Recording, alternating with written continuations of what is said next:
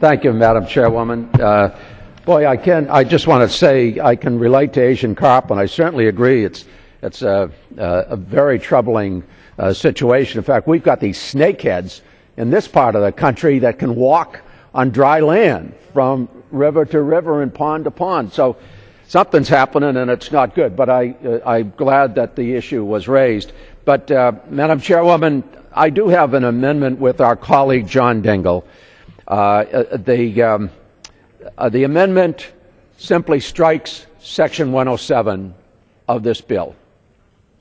And the reason for doing that is that Section 107 would prevent the Corps of Engineers from updating regulations and guidance defining what waters and wetlands are subject to the Clean Water Act. Even though everyone, including industry, agrees there's confusion regarding what waters fall under federal jurisdiction, Section 107 would deliberately continue this confusion. In fact, many private commercial interests have gone on record in support of clarifying the term waters of the United States. But that clarification would be prohibited under Section 107 of this bill. Madam Chairwoman, there have been two Supreme Court cases on this subject. Solid Waste Agency of North Cook County in 2001 and Rapanos in 2006. Combined, these two rulings have created confusion and uncertainty regarding the limits of the federal jurisdiction under the Clean Water Act. In layman's terms, the court called into question the federal government's jurisdiction the further away the water was from where you could float a boat all year long. In both cases, though, a majority of the court could not agree on where federal jurisdiction should end. Are intermittent streams and rivers that only flow seasonally, are they under federal jurisdiction? 60% of all stream miles in the lower 48 states fall into the category of intermittent or ephemeral. In other words, they don't exist for some part of the year. Yet they receive 40% of all individual wastewater discharges. Even more importantly, more than 117 million Americans get some of their drinking water from these very streams that don't flow year-round. Section 107 of this bill, though, would ensure that these sources of drinking water remain at increased risk of pollution. And with rising temperatures, more severe droughts, and climate change, the protection of our waters and wetlands are a greater concern than ever. And that's why I mentioned the Asian carp, the snakeheads.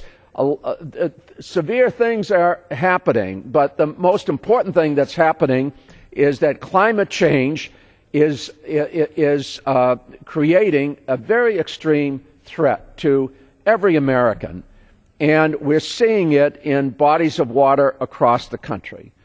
Before my colleagues suggest we shouldn't worry about climate change, that the states have authority in the absence of federal authority, I should tell my friends that argument doesn't hold, well, let me use the expression, it doesn't hold water in states that use the federal definition to run their program.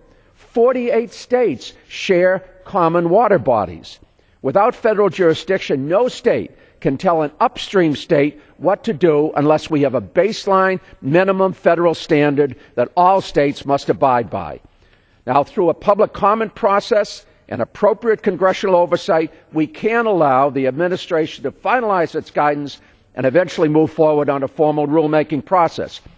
Or Congress could define navigable water ourselves. But why would this Congress do its job when it can complain about the administration not doing its job? Madam Chairwoman, 2 years ago, the Corps and EPA issued a draft guidance to provide additional clarity on this issue. They took public comment on the draft for 90 days and received over 230,000 comments on the guidance, comments that were overwhelmingly favorable.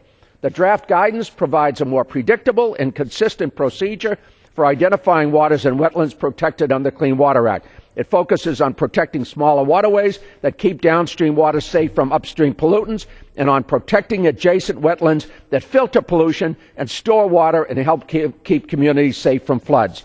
The guidance also maintains all of the existing exemptions for agricultural discharges and waters and identify specific types of water bodies to which it does not apply.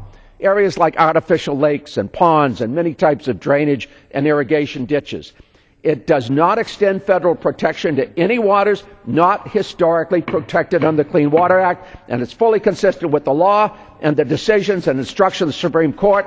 So I think we should let the administration go forward, provide greater clarity, and we can only do that by striking Section 107. Thank you, Madam Chairman.